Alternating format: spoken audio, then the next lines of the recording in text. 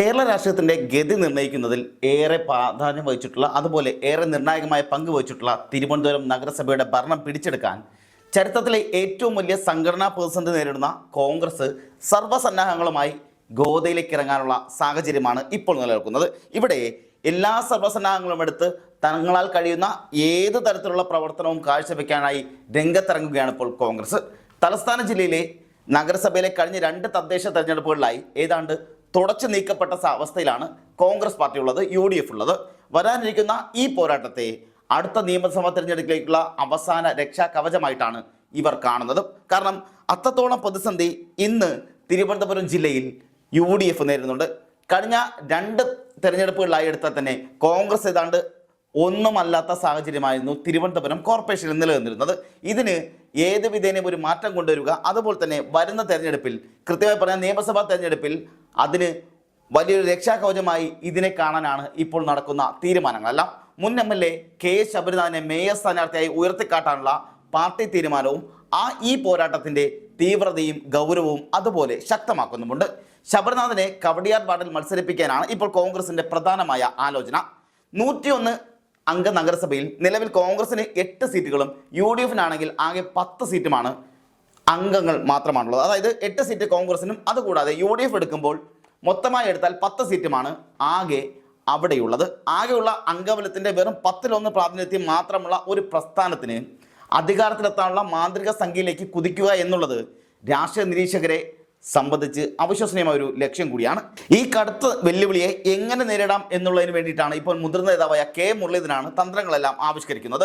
അദ്ദേഹം ജില്ലയിൽ ക്യാമ്പ് ചെയ്ത് തിരഞ്ഞെടുപ്പ് പ്രവർത്തനങ്ങൾ ഏകീകരിക്കുകയും താഴെത്തട്ടിലെ പ്രശ്നങ്ങളെല്ലാം പരിഹരിക്കാൻ നേരിട്ട് ഇടപെടുകയും ചെയ്തു വരികയാണ്. അദ്ദേഹത്തിൻ്റെ അടിയന്തര ശ്രദ്ധ ആദ്യഘട്ട സ്ഥാനാർത്ഥി പട്ടിക പ്രഖ്യാപിക്കുന്നതിലാണ്. 2 ദിവസത്തിനുള്ളിൽ, കൃത്യമായി പറഞ്ഞാൽ 1-ാം തീയതിയോ അല്ലെങ്കിൽ 2-ാം തീയതിയോ 50ഓളം സ്ഥാനാർത്ഥികളുടെ പട്ടിക പ്രഖ്യാപിക്കാനുള്ള ശ്രമങ്ങളാണ് ഇപ്പോൾ UDFിൽ നടന്നു വരുന്നത്. തെരഞ്ഞെടുപ്പ് പ്രഖ്യാപനത്തിന് തൊട്ട് മുമ്പേ സ്ഥാനാർത്ഥികളെ പ്രഖ്യാപിച്ച് അവർക്ക് വാർഡുകളിൽ പ്രവർത്തിക്കാനുള്ള സമയം നൽകുക എന്നുള്ള ലക്ഷ്യമാണ് ഇതിന് പിന്നിലുള്ള പ്രധാന ഘടകമായി കാണുന്നത്. മുരളീധരന്റെ നേതൃത്വത്തിൽ നടന്ന പ്രാഥമിക ചർച്ചകളിൽ തിരുവനന്തപുരം നഗരസഭാ പ്രദേശത്തെ സ്ഥിര താമസക്കാരായ 3 MLAമാരെ മത്സരത്തിന് ഇറക്കുകയായിരുന്നു പ്രധാനമായ നീക്കമുണ്ടായിരുന്നത്. എന്നാൽ ഇത് നഗരത്തിലെ പാർട്ടി പ്രവർത്തകർക്ക് പുതിയ ഊർജ്ജം നൽകുമെന്നും സിറ്റിംഗ് കൗൺസിൽ ഭരണത്തിനെതിരെ ശക്തമായ പ്രതിഷേധം അല്ലെങ്കിൽ പ്രതിപക്ഷം ഉയർന്നു വരുന്നുവെന്നുള്ള പ്രതീതി സൃഷ്ടിക്കുമെന്നും കോൺഗ്രസ് നേതൃത്വം പ്രതീക്ഷിച്ചിരുന്നു.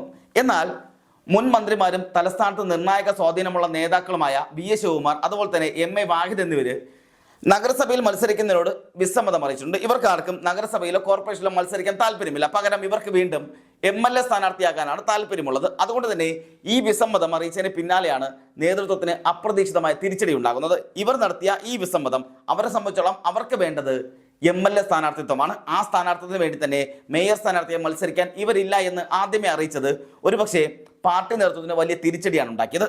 നഗരസഭാ തെരഞ്ഞെടുപ്പിലെ പരാജയം തങ്ങളുടെ സംസ്ഥാന രാഷ്ട്രീയത്തിലെ സ്വാധീനം കുറയ്ക്കുമെന്നും നിലവിലെ ജനപ്രീതിക്ക് കോട്ടം തട്ടുമെന്നുള്ള ആശങ്കയാണ് ഇവരെ പിന്തിരിപ്പിച്ചതെന്നാണ് രാഷ്ട്രീയ കേന്ദ്രങ്ങളെല്ലാം വിലയിരുത്തുന്നത്. എന്നാൽ ഒരു ഭാഗം പറയുന്നത് അങ്ങനെയല്ല, പകരം ഇവർക്കെല്ലാവർക്കും നിലവിൽ MLA സ്ഥാനാർത്ഥിയെ മത്സരിക്കാനും ഒരു പക്ഷേ UDF ആണ് അധികാരത്തിൽ വരുന്നതെങ്കിൽ മന്ത്രിയാകാനുമാണ് താല്പര്യമെന്നുള്ളതുകൊണ്ടും അതുകൊണ്ട് തന്നെ ഇവർക്കാർക്ക് മേയറാകാനോ നഗരസഭാ തെരഞ്ഞെടുപ്പിൽ മത്സരിക്കാനോ താല്പര്യമില്ല എന്ന് അല്ലെങ്കിൽ അറിയിച്ചതിനെ തുടർന്നാണ് രാഷ്ട്രീയ തന്ത്രങ്ങളുടെ ഭാഗമായി മുൻ മന്ത്രി G കാർത്തികേയന്റെ മകനും അതുപോലെ താരതമ്യേന യുവ നേതാവുമായ K ശബരിനാഥന് മേയർ സ്ഥാനാർത്ഥിയാക്കാനുള്ള നറുക്ക് വീഴുന്നത്.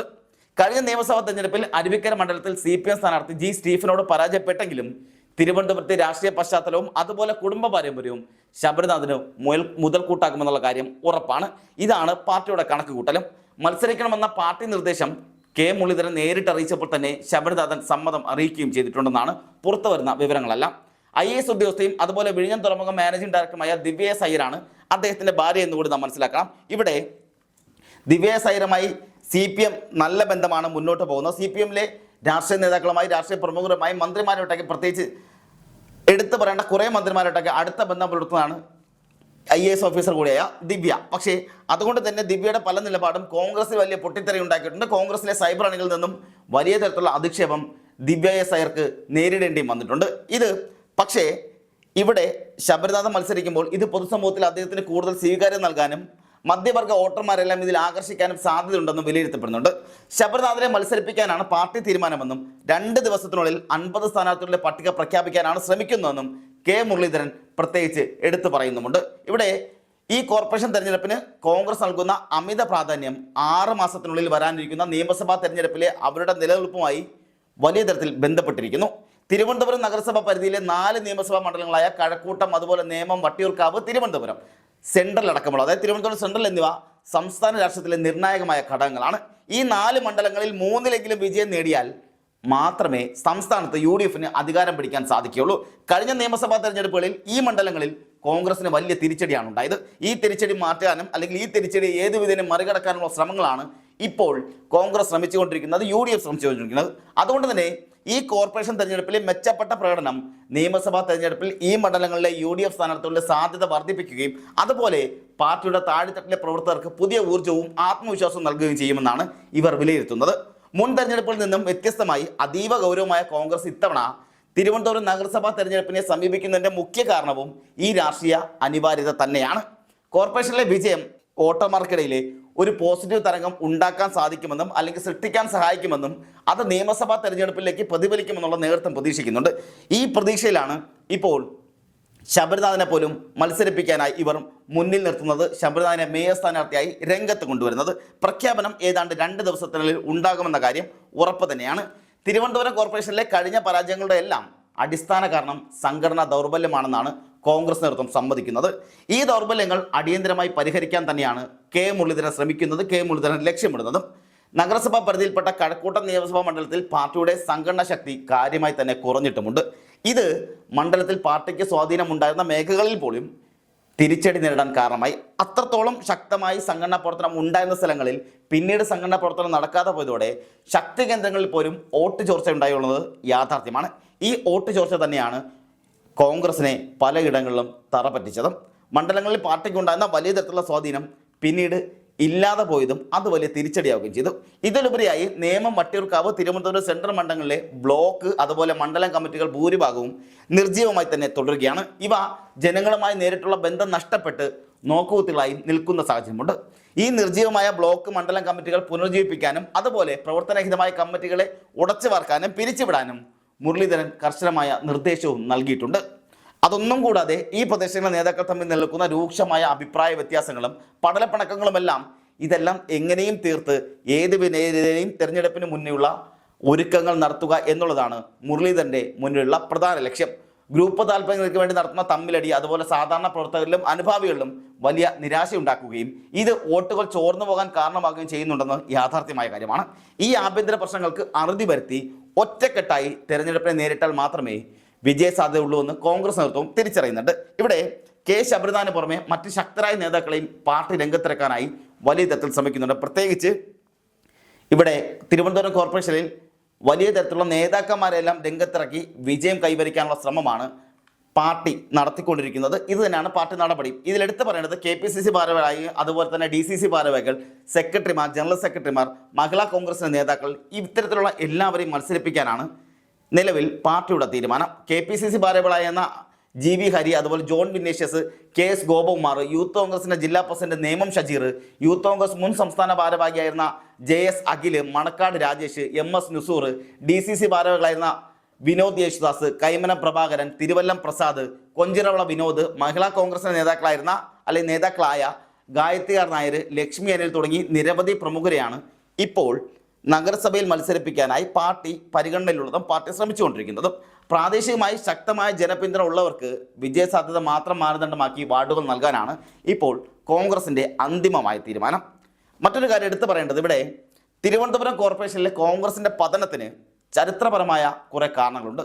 എടുത്തു പറഞ്ഞാൽ 2010 കോർപ്പറേഷൻ തെരഞ്ഞെടുപ്പ് അതുവരെയും 40 സീറ്റുകളുമായി UDF ആയിരുന്നു കോർപ്പറേഷനിലെ മുഖ്യ പ്രതിപക്ഷമായിരുന്നത്. അന്ന് BJPക്ക് വെറും 5 കൗൺസിലർമാരെ മാത്രമാണ് വിജയിപ്പിച്ചെടുക്കാൻ സാധിച്ചിട്ടുള്ളത്. 5 കൗൺസിലർ മാത്രമാണ് BJPക്കായി ഉണ്ടായിരുന്നത്. എന്നാൽ 2015 തെരഞ്ഞെടുപ്പിൽ ചിത്രമാകെ മാറി മറിഞ്ഞു. BJPയുടെ അപ്രതീക്ഷിതമായ വളർച്ചയാണ് കോൺഗ്രസിനേറ്റ ഏറ്റവും വലിയ തിരിച്ചടിയാകുന്നത്. 2010 29 സീറ്റ് അധികം നേടി BJP 39 സീറ്റുകളോടെ കോർപ്പറേഷനിലെ മുഖ്യ പ്രതിപക്ഷമായി മാറി.